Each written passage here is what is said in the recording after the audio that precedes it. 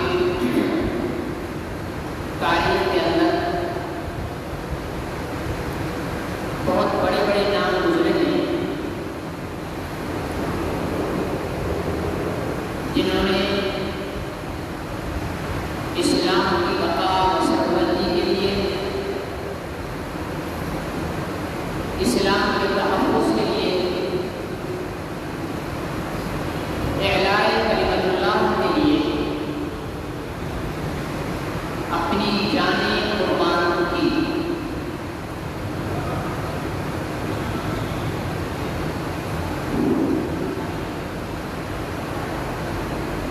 ان میں سے دو برگزیدہ شخصیات حضرت عمر اور حضرت عثمان رضی اللہ تعالی عنہما کا ذکر خیر گزشتہ جماعت کے اندر مختصر طور پر کیا گیا تھا، کیونکہ جمعے کا ایک محدود وقت ہوتا ہے اور اس محدود وقت کے اندر ساری گفتگو کو سمیٹنا ہوتا ہے، اس لیے تفصیل کے ساتھ ان حضرات کے مناقب، مراتب اور ان کی سیرت پر جمعہ کے بیان میں روشنی ڈالنا بہت ہی مشکل ہے۔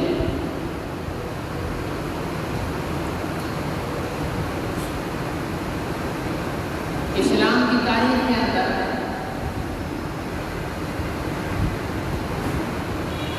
محرم الحرام میں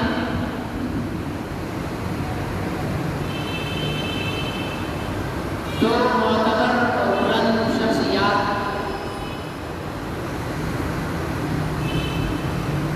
حضرت سیدنا عمر بن خطاب اور حضرت سیدنا حسین بن علی بن ابی طالب رضی اللہ تعالی عنہ، ان کی شہادتیں ہوئی۔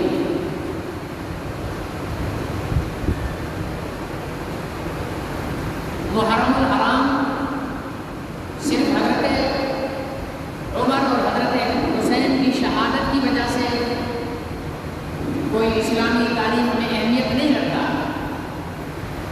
بلکہ محرم الحرام کا مہینہ انسانی تاریخ میں اہمیت رکھتا ہے۔ محرم الحرام کے مہینے میں حضرت آدم علیہ السلام کو توبہ قبول، محرم الحرام کے مہینے میں حضرت نوح علیہ السلام کو نجات ملی۔ اسی طرح بہت بڑے بڑے انسانی تاریخ کے واقعات محرم الحرام میں، بلکہ 10 محرم الحرام میں ہوئے۔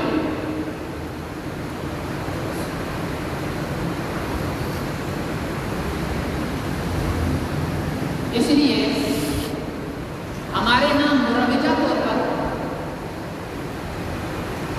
جو محرم الحرام سے متعلق رسومات اور بدعات پھیلی ہوئی ہیں، ان کا اسلام کے ساتھ کوئی تعلق نہیں ہے۔ وہ بدعات ہیں، وہ رسومات ہیں۔ ماضی میں کہیں پر بھی ایسا بزرگوں میں نہیں ملتا جو ہم کر رہے ہیں۔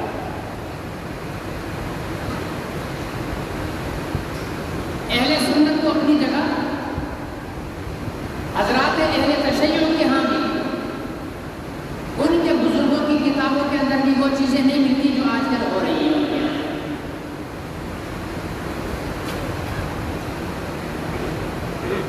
دو چیزیں محرم الحرام کے لیے خاص، 10 محرم الحرام کے لیے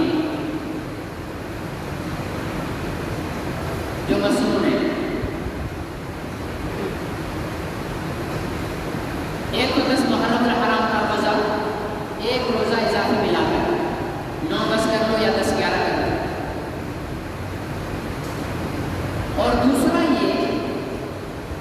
کہ 10 محرم الحرام یوم عاشور کو اپنے گھر کے اندر رزق و وسعت کو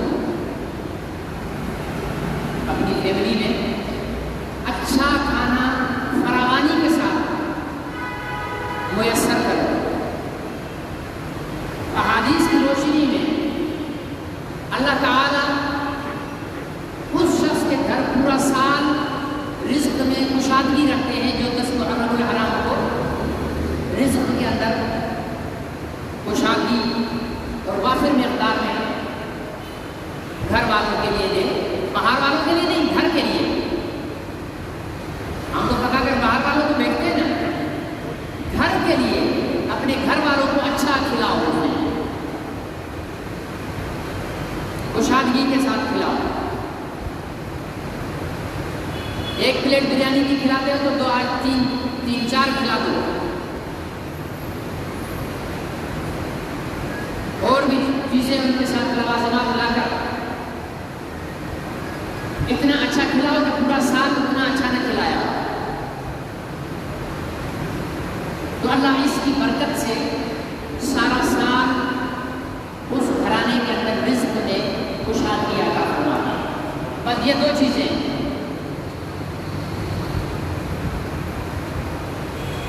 باقی جتنی چیزیں ہیں وہ ہماری اپنی من گھڑت ہے.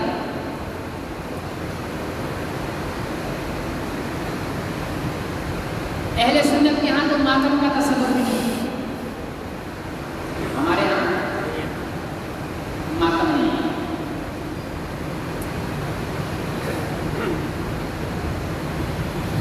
ہمارے ہاں ماتم کی جگہ صبر،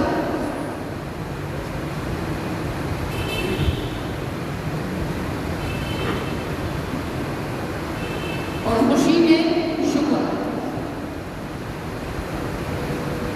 اسلام میں نہ ماتم ہے اور نہ جشن ہے. یہ جو جشن آزادی مناتے ہیں نا، یہ جشن اسلام میں نہیں ہے. اور مزے کی بات یہ ہے کہ جشن آزادی زور و شور سے وہی لوگ مناتے ہیں جو 364 سال ملک کو لوٹتے ہیں،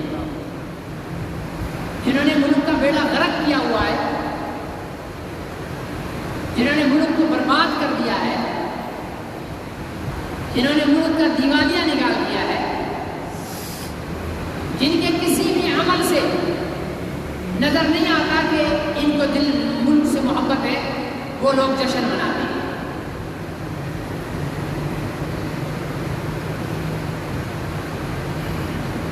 ٹھیک ہے بھائی، آزادی ملی اللہ کا احسان ہے. کس کا احسان ہے؟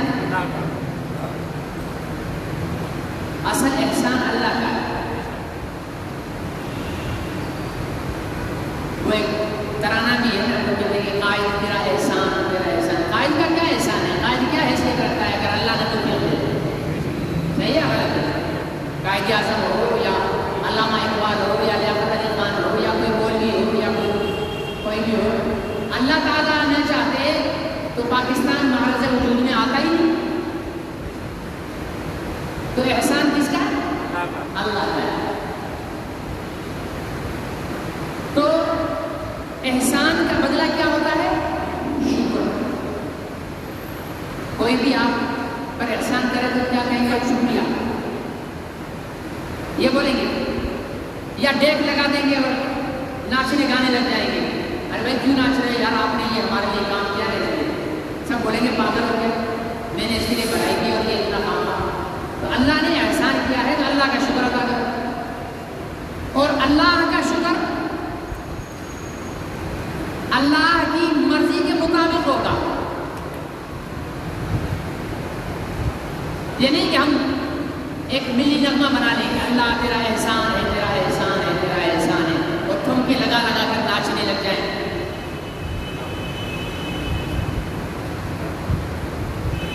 ایسا نہیں.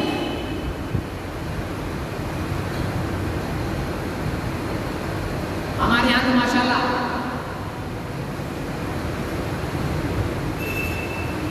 خوشی بھی ناچ کر اور گا کر منائی جاتی ہے.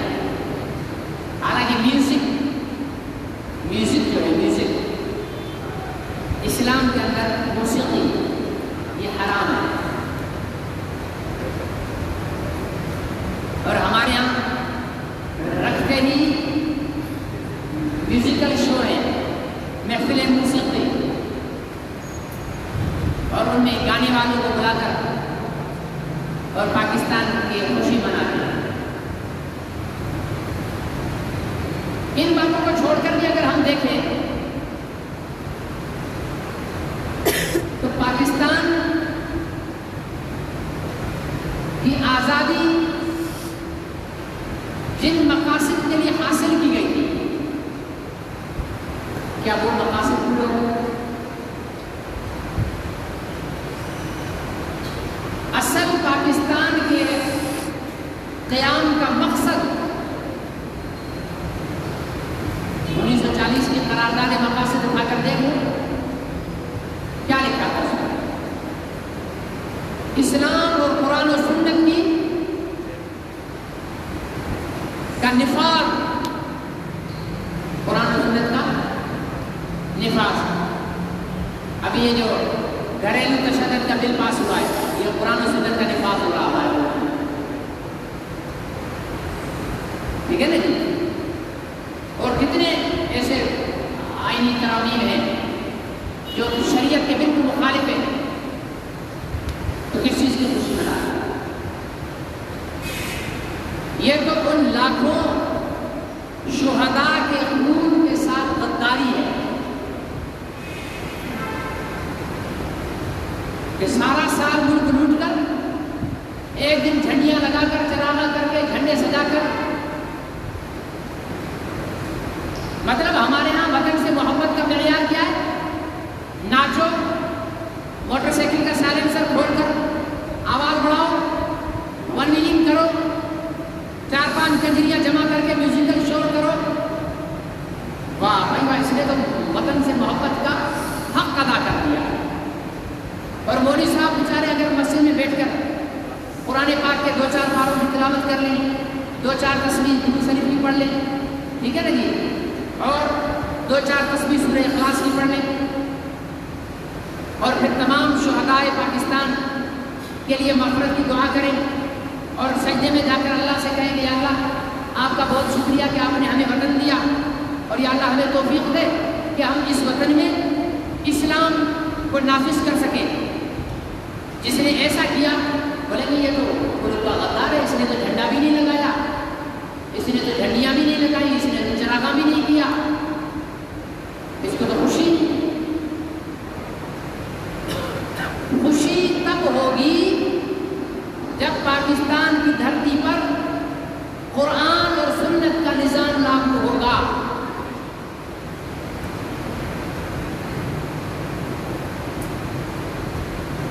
ایک آدمی نے مکان بنانے کا ارادہ کیا،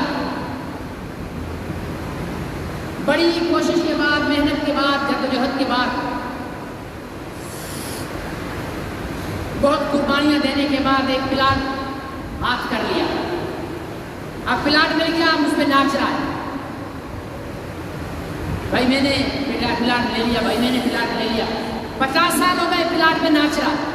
بھائی کیوں ناچ رہا ہے؟ بھائی میں نے پلاٹ لے لیا یار، میں نے پلاٹ لے لیا۔ ارے بھائی لے تو لیا، تم نے لیا کس لیے تھا؟ بھائی چھوڑو کس لیے لیا تھا، پلاٹ لیا میں نے۔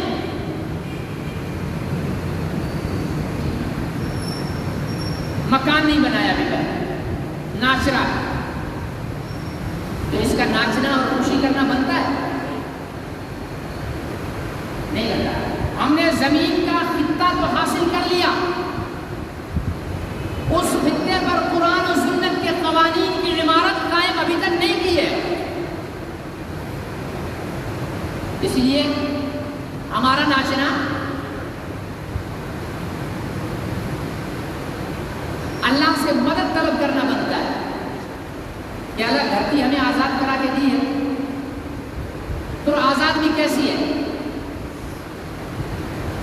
حکم تو ہمارے ہاں امریکہ کا چلتا ہے یا نہیں؟ آج تک پالیسیاں ہمارے ملک میں امریکہ کی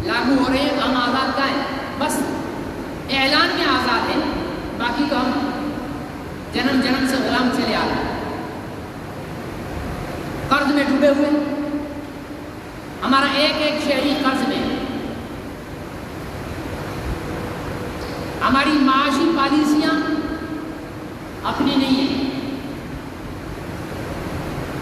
ہمارے سیاسی منشور اپنا نہیں ہے، اور جن لوگوں کا اپنا ہے ان لوگوں کو آنے نہیں دیا جاتا۔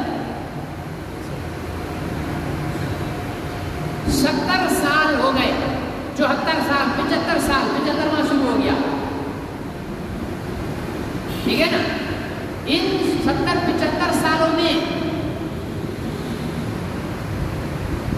کبھی بھی ہم نے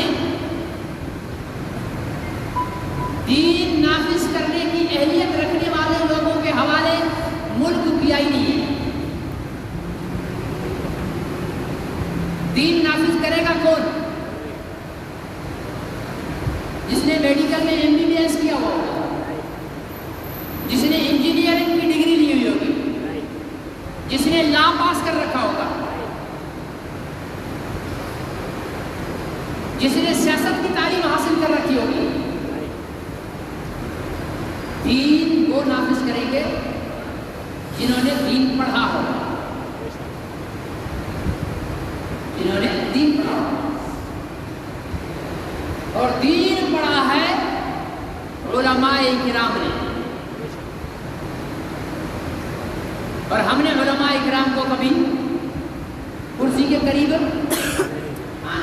کرسی کے قریب کیا، میرے جیسا پاگل اگر دو باتیں ووٹ کی کر لے تو پیچھے نماز پڑھنے والے کہتے تھے کہ مولوی صاحب نے تو ساری تقریری سیاست پر کی، میرے پیغمبر کی ساری زندگی سیاست میں گزری ہے، تو مولوی صاحب کی 2 منٹ کی تقریر کرو گا؟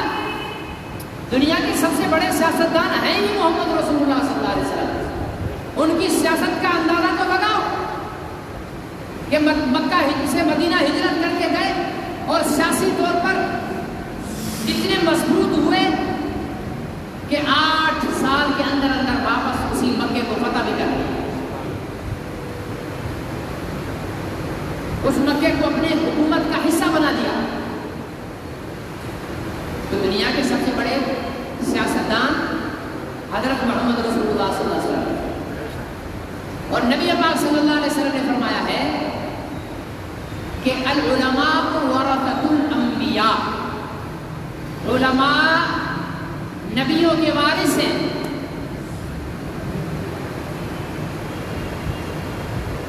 تو نبی کی وراثت نماز اور مصلی تو لے لیا، نبی کی وراثت مدرسہ تو لے لیا، لیکن نبی کی وراثت سیاست، اس میں ہمارے اکثر مولویوں کو ٹمپریچر ہائی ہو جاتا ہے، نہیں ہمارا سیاست سے کیا واسطہ، ہمارا سیاست سے کیا واسطہ، پھر آپ ایسے بھی بول دو کہ ہمارا محمد رسول اللہ سے کیا واسطہ۔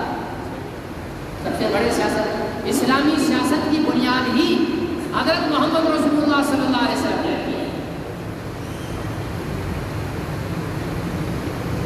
میرے عزیز دوست اور محترم بزرگوں، آج چونکہ 2 موضوعات اکٹھے ہیں، کل ہماری پوری قوم ناچ رہی ہوگی، اس لیے یہ باتیں کرنا بھی ضروری ہے۔ اس کے چند دن بعد ہماری قوم سینہ پیٹ رہی ہوگی، چلو شیعہ بھلے پیٹے، ان کا تو عقیدہ ہے، ہمارے سنی بھی پیٹنا شروع ہو جاتے ہیں، کالے کپڑے پہن لیں گے، ماتم میں شریک ہو جائیں گے، لیکن تم لوگوں کا کیا کام ہے؟ تم سنی ہو، ماتم کیا جاتا ہے جب انسان ہار جائے، ایک جنگ ہو اور ہار جائے، ماتم کیا جاتا ہے جب انسان ناکام ہو جائے، ٹھیک ہے، تب بھی ماتم نہیں کیا جاتا، صبر کیا جاتا ہے۔ لیکن چلو میں مان لیتے ہیں کہ فطرت میں ماتم تب ہوتا ہے جب انسان ہار جائے۔ ہمارا تو عقیدہ یہ ہے کہ حضرت امام حسین رضی اللہ تعالیٰ عنہ ہارے نہیں، جیتے، بولتے نہیں، ہار گئے۔ جیتے. ہمارا ایمان یہ ہے کہ ہارا یزید ہے، ہار یزید کی ہوئی ہے، اس لیے اگر ماتم کرنا ہے تو یزید کا کرو، حسین کا تو ماتم بنتا ہی. ہمارا تو ایمان ہے، ہم ہائے حسین نہیں بولتے، ہم واہ حسین بولتے. کیا بولتے ہیں؟ واہ حسین. ہمارا تو ایمان ہے کہ حسین تو نے اپنے چھوٹے سے دودھ پیتے بچے کو بھی قربان کر دیا، لیکن اپنے نانا کے دین پر آنچ آنے نہیں دی. واہ حسین. صحیح ہے؟ تو نے 3 دن تک بھوک برداشت کر لی، پیاس برداشت کر لی، لیکن اپنے نانا کے دین پر حرف آنے نہیں دیا. تو نے سجدے میں اپنا سر تن سے جدا کروایا، آخری لمحات میں بھی نماز نہیں چھوڑی. واہ حسین. ہائے تو ہم تب بولے نا جب حسین ہارے ہوں، ہے یہ کیا ہو گیا، ہار گئے، مر گئے.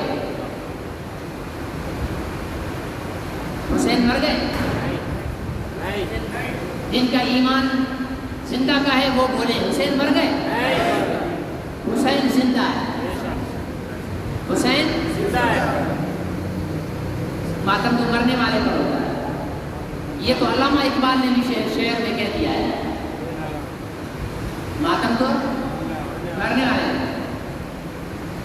جن کے ہاں زندوں پر ماتم ہوتا ہے بے شک کریں، ہمیں اپنے شیعہ بھائیوں پر کوئی اعتراض نہیں ہے. آپ لوگوں کا عقیدہ ہے، آپ بے شک کریں، ہم نہیں کرتے.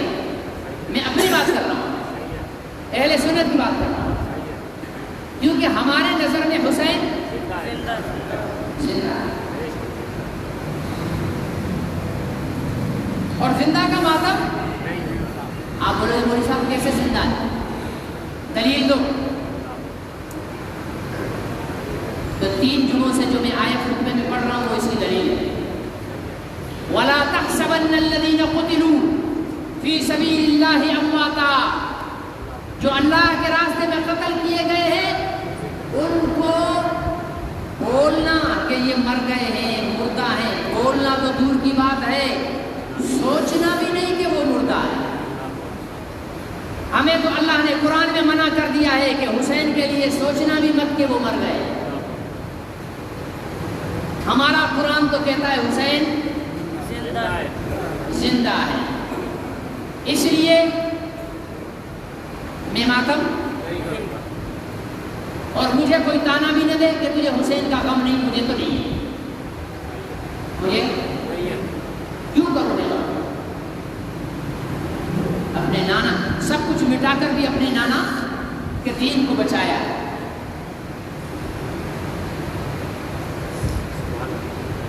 اور پھر دوسری بات یہ ہے کہ ہم لوگ اس میں لگے رہتے ہیں کہ حضرت حسین کی شہادت بیان کریں، کربلا کا واقعہ بیان کریں، حضرت فاروق اعظم کی شہادت بیان کریں، حضرت عثمان غنی کی شہادت بیان کریں. ارے بھائی شہادت بیان تو کریں، لیکن کبھی ان کا کردار بھی تو بیان کریں. کبھی حضرت حسین کی کردار کو بھی تو بیان کرو. کیا بس صرف حضرت حسین 10 محرم الحرام کو تھے؟ اس سے پہلے تھے ہی نہیں حضرت حسین؟ پیدا ہوئے تھے یا نہیں؟ اپنی اماں کی گود میں تھے، اپنے ابا کی گود میں تھے، اپنے نانا کی گود میں تھے. ہم یہ بھی تو بتائیں کہ تمام جہانوں کا سردار منبر پہ کھڑا خطبہ دے رہا ہے. سبحان اللہ نہیں ہے؟ کیسے لگتے ہیں؟ تمام جہانوں کا سردار منبر میں کھڑا خطبہ دے رہا ہے. چھوٹا سا بچہ لال رنگ کی قمیص پہنی ہوئی ہے، ابھی چلا نہیں جا رہا اسے صحیح، اسے چلا نہیں جا رہا. دو جہاں کے سردار خطبہ آدھا چھوڑ کر ساری جماعت کو چیر کر مسجد نبوی کے دروازے پر پہنچے. اس چھوٹے سے موننے کو اٹھایا، اپنے سینے سے لگایا، پھر اس کو چوما، پھر اس کو اپنے ممبر پر بٹھایا، پھر کھڑے ہو گئے. جانتے ہو یہ لال قمیص میں چھوٹا سا چاند کا ٹکڑا کون تھا؟ حسین. سبحان اللہ. اس بات میں تم لوگوں سے شیعہ اچھے، وہ جھوٹ پر بھی ہائے ہائے واہ واہ کر رہے تھے، تم لوگوں کو سچ میں بھی سبحان اللہ نہیں نکلتی. ہاں ان کو پتہ نہیں کہاں کہاں سے کہانیاں بتا بتا کر واہ واہ واہ واہ واہ کرا لیتے ہیں، اور تم سچ پر بھی سبحان اللہ کہتے ہوئے ہم لوگوں کو موت پڑتی ہے. وہ چھوٹا بچہ کون تھا؟ حسین ابن علی تھا. فرمایا کہ مجھے پتا تھا کہ میں خطبہ دے رہا ہوں، لیکن اس کو گرتے پڑتے دیکھا تو مجھ سے برداشت نہیں ہو سکا، اس لیے میں مجبور ہو کر خطبہ چھوڑ کر اس کو اپنے ساتھ لایا.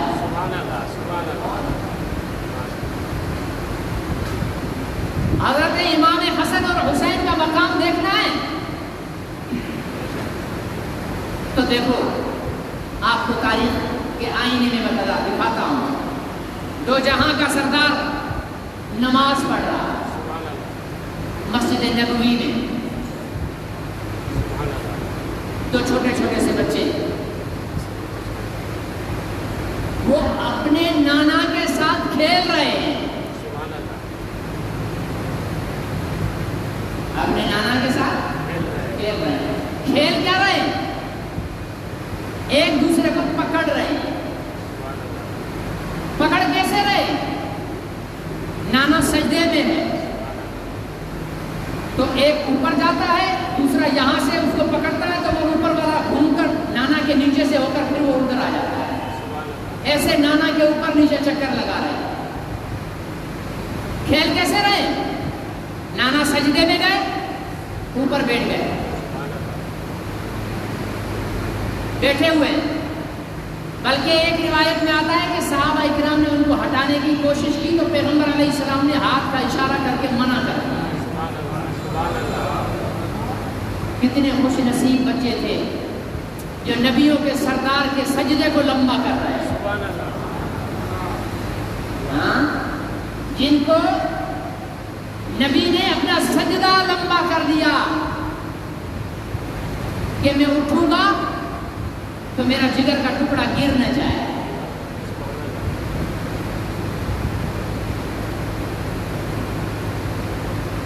پیغمبر صلی اللہ علیہ وسلم یوں اپنی ایک زبان جو ہے نا، زبان جب حضرت امام حسین اور امام حسن دونوں میں 11 مہینے اور کچھ دن کا فرق ہے. حضرت امام حسن کے 11 مہینے اور چند دن بعد حضرت امام حسین کی ولادت ہوئی ہے. جب روتے تھے تو آپ اپنی زبان نکال کر یوں کر کے ان کو منہ میں چسا دیتے تھے. کبھی کر کے دیکھا ہے؟ تو مولوی صاحب ہم تو بچوں سے پیار ہی نہیں کرتے، پر میں نے تو یہ سنت ادا کی ہوئی ہے. اللہ نے نواسے بھی دیے ہیں، پوتے بھی دیے ہیں، اپنی اولاد بھی ہے. میں نے تو ہر ایک پہ یہ سنت اس نیت سے کہ میرے نبی کی سنت ہے. زبان چساتے تھے اپنی، وہ زبان چوستے چوستے چوستے پیغمبر کی زبان، حق بولنے والی زبان، ہاں سچ بولنے والی زبان. حضور علیہ السلام کبھی ان کو اٹھاتے اور یوں سونگتے تھے، یا رسول اللہ یہ کیا کر رہے ہیں؟ کہا یہ دونوں میرے پھول ہیں. یہ کیا ہے؟ پھول ہیں، اس لیے اپنے پھولوں کو سونگ رہا، اپنے پھولوں کو سونگ رہا. حضور علیہ السلام کے بہت، اور کہتے ہی ایسے تھے، ان کو کہتے تھے یہ دونوں میرے بیٹے ہیں. کہتے تھے؟ بیٹے. کبھی آئے بی بی فاطمہ الزہرا کے گھر، نہیں پایا تو فرماتے تھے کہ میرے بیٹے کہاں ہیں. یہ نہیں کہتے تھے حسن و حسین کہاں ہیں، کہتے میرے بیٹے کہاں ہیں. ابا جان لوگ بھی باہر نکل گئے کھیلنے کے لیے. حضرت عمر کی خلافت کا زمانہ تھا.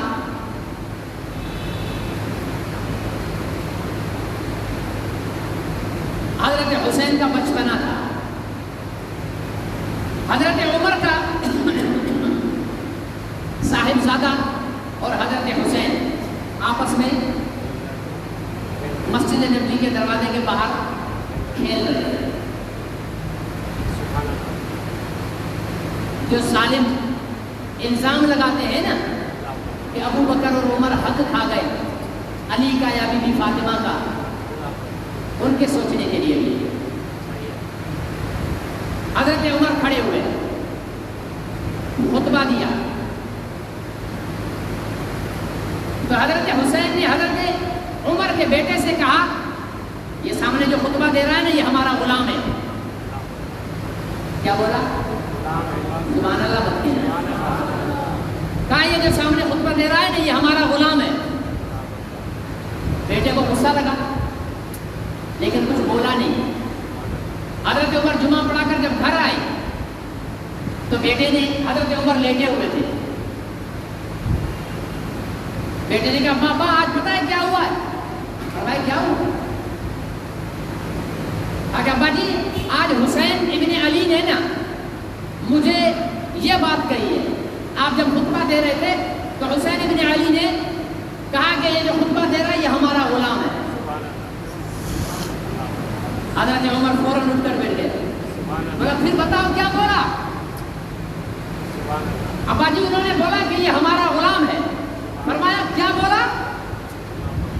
کہنے لگے کہ ابا جی اس نے بولا کہ یہ ہمارا غلام ہے. حضرت عمر نے کہا جلدی جاؤ، ابھی کے ابھی جاؤ اور حسین سے کہو یہ لکھ کر دے دو کہ میں عمر حسین کا غلام ہوں. لکھ کر دے دو، لکھوا لو، کہیں یہ بات سے مکر نہ جائیں.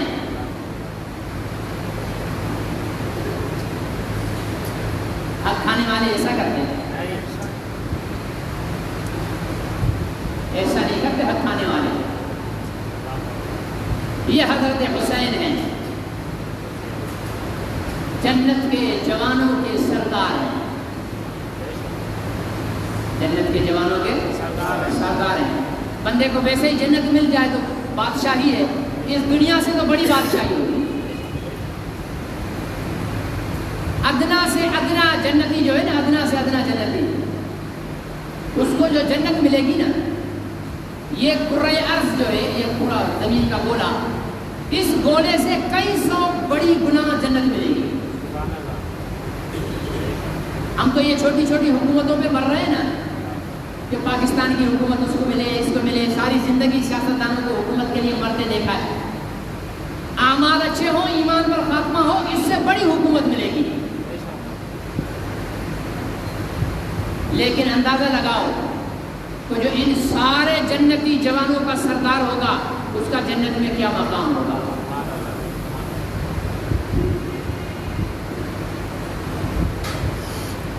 ایک بات اس سے اور ذہن میں رکھ لیں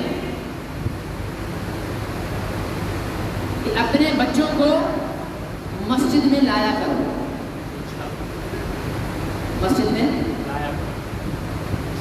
ہم بچپن میں لے کر نہیں آتے، جب بڑے ہو جاتے ہیں منتیں کر کر کے بھی مسجد میں نہیں لا سکتے.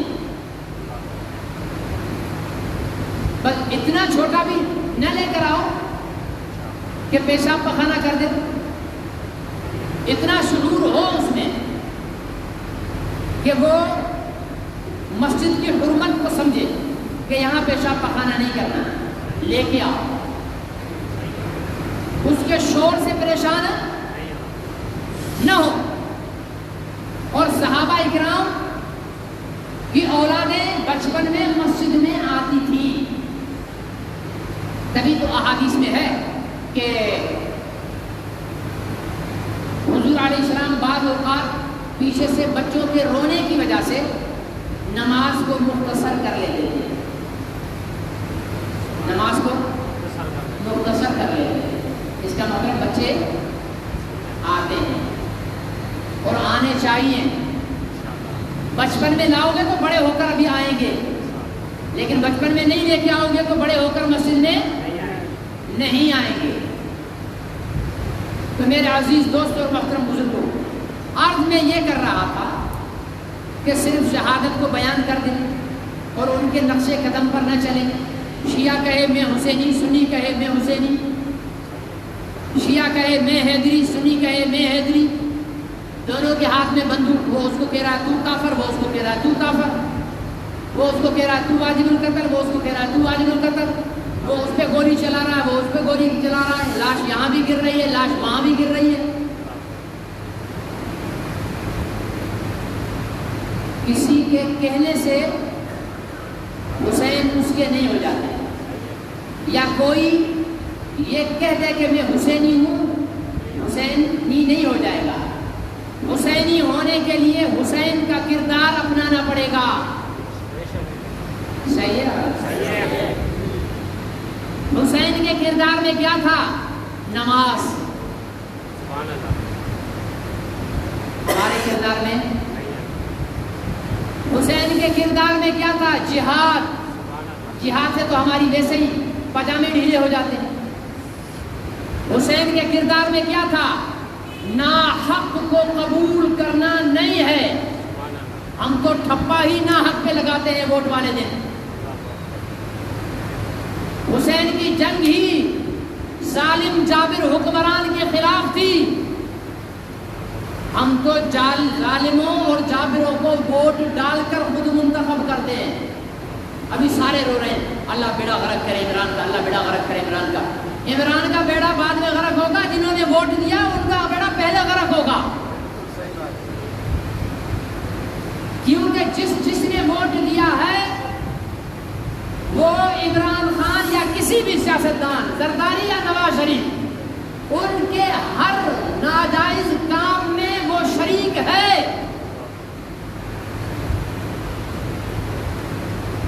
ان کے ہر حرام عمل میں اس کا ووٹر شریک ہے۔ یہ ووٹ کی پرچی ایسے نہیں ہے کہ تم نے کسی کو بتایا نہیں ہے، ٹھپا لگا دیا ہے۔ اللہ کو تو پتا ہے، اللہ نے تو دیکھا ہے۔ اللہ کے ریکارڈ کے اندر تیرا ایک ایک ووٹ محفوظ ہے۔ جب میدان حشر سجے گا، رب کی عدالت سجے گی، تب ووٹر بھی کھڑے ہوں گے اور جو ووٹ سے جیت کر آئے ہیں وہ بھی کھڑے ہوں گے۔ اگر اچھا کام کیا ہے تو جیتنے والے کے ساتھ ووٹر کو بھی ثواب ملے گا، اگر برا کام کیا ہے تو جیتنے والے کے ساتھ ووٹر کو بھی عذاب ملے گا۔ ایویں بتایا وہ ہم حسینی، ہم حسینی، ہم حسینی۔ یزید داڑھی منڈا نہیں تھا، یزید سر پہ عمامہ پہنتا تھا، یزید کے چہرے پہ سنت کے مطابق داڑھی تھی، یزید 5 وقت کا نمازی تھا، یزید قرآن پاک کا قاری تھا۔ لیکن حسین نے داڑھی کے باوجود، پٹکے کے باوجود، نمازی ہونے کے باوجود یزید کو ووٹ کیوں؟ کہ وہ شرابی تھا، وہ ظالم تھا۔ ہم تو بے نمازیوں کو بھی ٹھپا لگا دیتے ہیں، داڑھی منڈوں کو بھی ٹھپا لگا دیتے ہیں، پھر کیسے حسینی ہیں ہم؟ بند کرو یہ منافقت کہ ہم حسینی ہیں یا حیدری ہیں یا فاروقی ہیں یا صدیقی ہیں یا عثمانی ہیں۔ صدیقی، فاروقی، عثمانی، حیدری اور حسینی بننے کے لیے ان تمام جلیل القدر صحابہ اکرام کے نقش قدم پر چلنا ضروری ہے۔ اس کے بغیر ہم غم حسین میں یا غم عثمان میں سینہ کوٹ کوٹ کر اپنے سینے کو پھاڑ کر باہر بھی نکال دیں، ہم تب بھی نہ حسینی کہلا سکیں گے نہ عثمانی کہلا سکیں گے جب تک ان کے کردار پہ عمل نہیں کریں گے، ان کی سیرت پہ عمل نہیں کریں گے۔ تو کیا خیال ہے، کرنا چاہیے یا نہیں کرنا چاہیے؟ اگر سچے حسینی ہو تو 5 وقت کی نماز پڑھو۔ جو کپڑے ناپاک ہونے کے بہانے کر کے نماز چھوڑ کر کہے کہ میں حسینی ہوں، پہلے نمبر کا منافق ہے۔ جو داڑھی منا کر کہے کہ میں حسینی ہوں، پہلے نمبر کا دوغلا ہے۔ جو جھوٹ بول کر کہے میں حسینی ہوں، پہلے نمبر کا منافق ہے۔ جو دھوکہ دے کر بولے میں حسینی ہوں، پہلے نمبر کا دوغلا ہے۔ حسینی بننے کے لیے نمازی ہونا ضروری ہے، حسینی بننے کے لیے امانت دار ہونا ضروری ہے، حسینی بننے کے لیے روزہ دار ہونا ضروری ہے، حسینی بننے کے لیے سنت مصطفیٰ کو چہرے پہ سجانا ضروری ہے، حسینی بننے کے لیے حق بات کو ہر حال میں کہنا ضروری ہے، حسینی بننے کے لیے ظالم اور جابر کے سامنے بھلے اکیلے ہی کھڑے ہو ڈٹ جانا ضروری ہے۔ جو ڈرتا ہے وہ حسینی نہیں ہے، جو بھاگتا ہے وہ حسینی نہیں ہے، جو جھوٹ بولتا ہے وہ حسینی نہیں ہے، جو بھنگ پیتا ہے وہ حسینی نہیں ہے، جو شراب کے نشے میں دھوکتا ہے وہ حسینی نہیں ہے، بے نمازی حسینی نہیں ہے، روزہ کھانے والا حسینی نہیں ہے، سود کھانے والا حسینی نہیں ہے، داڑھی بڑھانے والا حسینی نہیں ہے، قرآن کو ہاتھ نہ لگانے والا حسینی نہیں ہے۔ بکواس کرتا ہے جو کہتا ہے کہ یہ سب کچھ کر بھی نہیں رہا اور پھر بھی کہتا ہے حسینی ہے۔ اس لیے عہد کر لو کہ ہم سیرت حسین پر عمل کر کے اس عاشور پر یہ عہد کریں گے کہ حسین کی زندگی کو، حسین کے طرز عمل کو ہم نے اپنی زندگیوں میں نافذ کر کے حقیقی حسینی بننا ہے۔ ہماری انشاءاللہ ہی ایسی مری ہوئی ہے، ٹھیک ہے نا؟ سوچ رہو کہ ہماری انشاءاللہ بولتے ہوئے بھی ہمیں موت پڑ رہی ہے، تو حسینی بننے کے لیے تو بڑا جگر چاہیے۔ حسینی بننے کے لیے اپنی گود میں علی اصغر کے گلے میں تیر پیوست چاہیے، اس کے خون کو اپنے ہاتھوں میں بھر کر رب کے سامنے پیش کرنے کا جگر چاہیے۔ حسینی بننے کے لیے اپنے علی اکبر کے جسم کے ٹکڑے چاہیے۔ حسینی بننے کے لیے اپنے چاہنے والوں کے لاشوں کو ایک جگہ قطار میں لگانے کا حوصلہ چاہیے، اور حسینی بننے کے لیے سارے چاہنے والوں کی جانیں قربان کرنے کے بعد تنے تنہا ہزاروں کے لشکر میں سینہ تان کر کھڑے ہو جانے کا جگر چاہیے۔ اللہ مجھے اور آپ کو حسینی بننے کی توفیق نصیب فرمائے۔